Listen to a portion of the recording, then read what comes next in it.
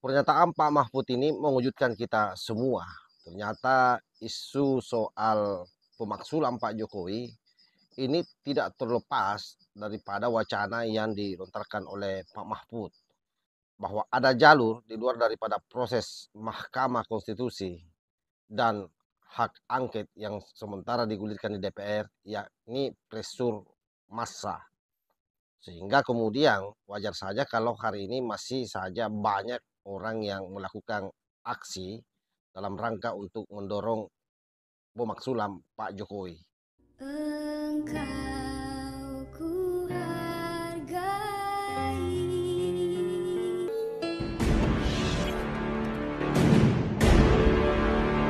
Assalamualaikum warahmatullahi wabarakatuh. Om Swastiastu, Namo Buddhaya, Salam Kebajikan. Sahabat-sahabat 9.0 TV dimanapun juga berada.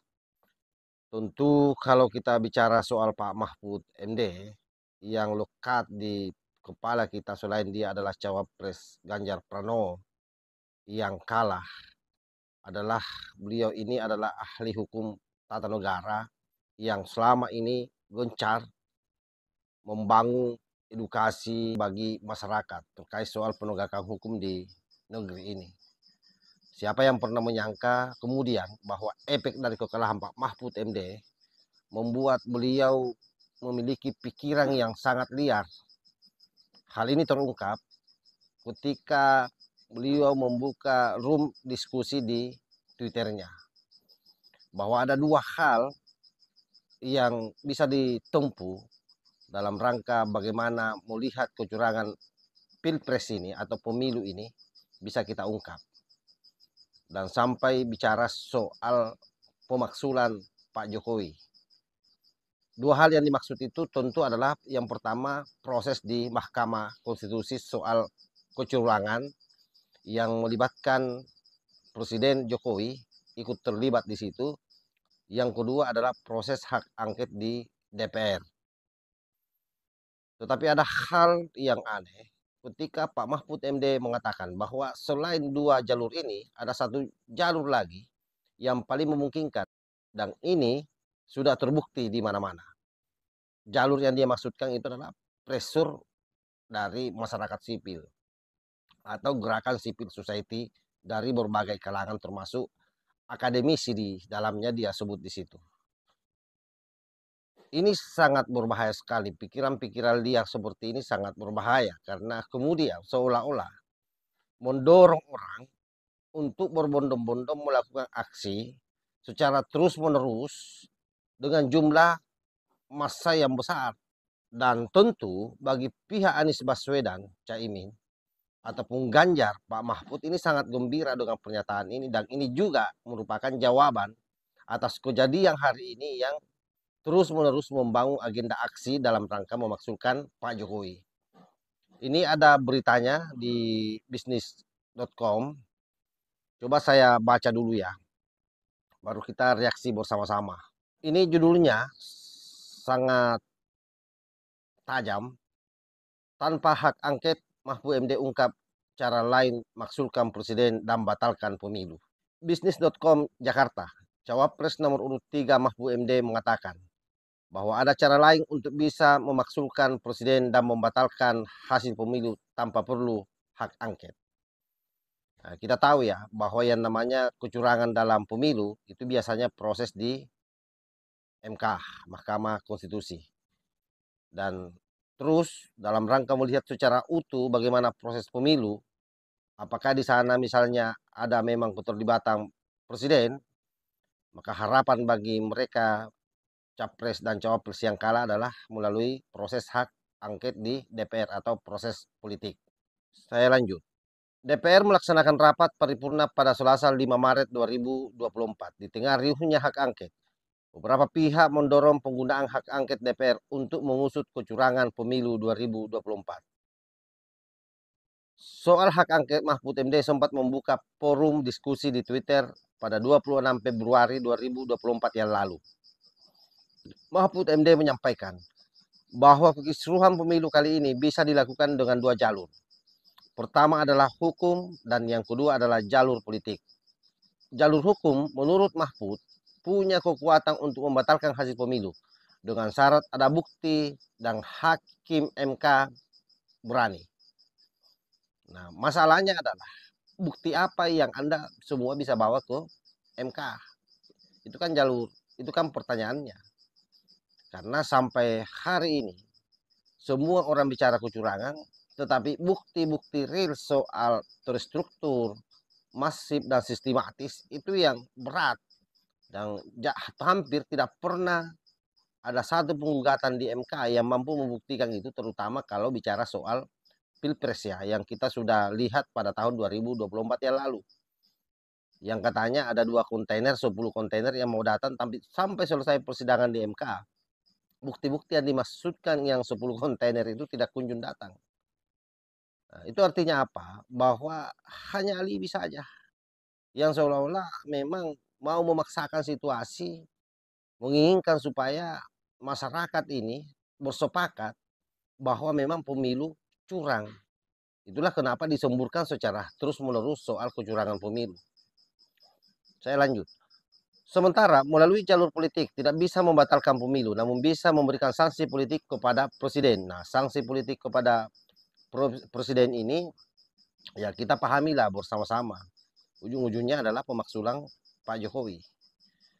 Lalu dia lanjut, minimal ada 2 jalur resmi untuk menyelesaikan kekisruhan pemilu 2024. Jalur hukum melalui MK yang bisa membatalkan hasil pemilu asal ada bukti dan hakim MK berani.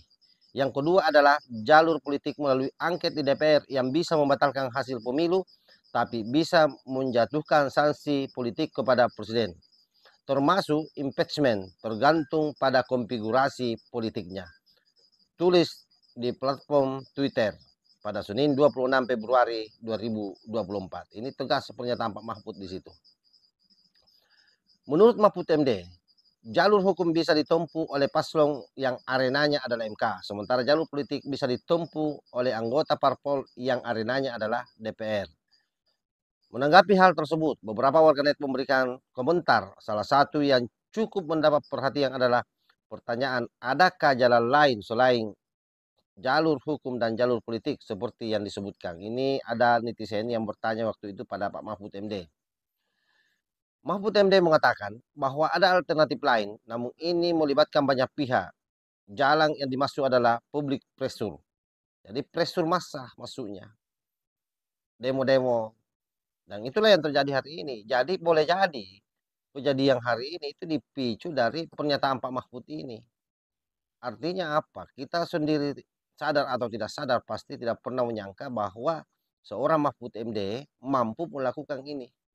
Demi untuk melipur lara kekecewaannya kalah dalam pertarungan Pilpres kali ini, dia kemudian berani mempertaruhkan negara kita. Ini kan sangat berbahaya ini. Nah, ini saya lanjut ya. Ini putikannya langsung. Jalan lain ada, tapi sebagai penguat atau public pressure. Misalnya tekanan civil society, sivitas akademi, kelompok pengusaha dan lain-lain. Dalam banyak pengalaman, keberhasilan justru karena dukungan dari luar jalur-jalur resmi, jawab Mahfud MD. Ya, ini pengalaman-pengalaman memang di beberapa negara di luar negeri itu banyak pemimpin jatuh karena pressure massa yang tidak terkendali, pressure masyarakat yang tidak terkendali. Karena itu sangat berkorelasi apa yang disampaikan oleh para elit-elit politik, terutama elit-elit politik yang kalah, yang tidak bisa move on menerima kekalahannya, dengan menyemburkan bahasa-bahasa kecurangan di dalam Pilpres, itu adalah salah satu bentuk provokasi rakyat sebenarnya, sehingga rakyat bisa berbondong-bondong. Kalau sudah sangat yakin bahwa memang ini ada kecurangan, bisa tumpah ruah aksi dari berbagai kalangan, termasuk akademisi, budayawan, tokoh agama. Kalau semua menyatu ini, lalu membangun provokasi pada tingkat masyarakat, ini memang sangat berbahaya. Karena itu, sekali lagi sahabat-sahabat sekalian, kenapa penting ini kita up di media? Setidaknya memberikan warning kepada masyarakat untuk tidak terglorifikasi dengan pernyataan Pak Mahfud. Karena ini sangat membahayakan negara kesatuan Republik Indonesia. Bisa dibayangkan kalau demo terus-terusan dilakukan dalam jumlah yang besar, itu sangat mengganggu stabilitas di negara kita. Baik itu stabilitas politik, termasuk saya kira yang paling membahayakan akan terjadi krisis ekonomi. Kenapa? Karena ada dua hal. Yang pertama, konsen semua orang akan mengarah ke sana sehingga aktivitas ekonomi itu lumpuh. Yang kedua tentu bicara soal keterlibatan investasi dan negara-negara lain yang awalnya percaya terhadap negara Indonesia kemudian menjadi ragu. Efek dari ketidakstabilan politik di dalam negeri kita. Oleh sebab itu, saya berharap sebenarnya seluruh elemen bangsa, terutama para elit-elit politik yang masih waras, untuk terus-menerus membangun edukasi publik bahwa pemilu yang ada hari ini itu jangan sampai kemudian dijadikan alasan bagi mereka untuk menjatuhkan Pak Jokowi yang belum tentu Pak Jokowi ini terlibat di dalam proses Pilpres kemarin. Karena apa saja bisa terjadi kalau itu bicara soal pressure massa, apalagi kalau sudah ditunggangi oleh orang-orang yang berkepentingan. Sampai dana pun bisa jor-joran tumpah ke mereka dan betul-betul terjadi gerakan rakyat. Dan itu sangat berbahaya untuk NKRI. Saya kira demikian yang saya sampaikan. Mudah-mudahan video ini ada manfaatnya. Wallahul muwaffiq ila aqwamit thoriq. Wassalamualaikum warahmatullahi wabarakatuh.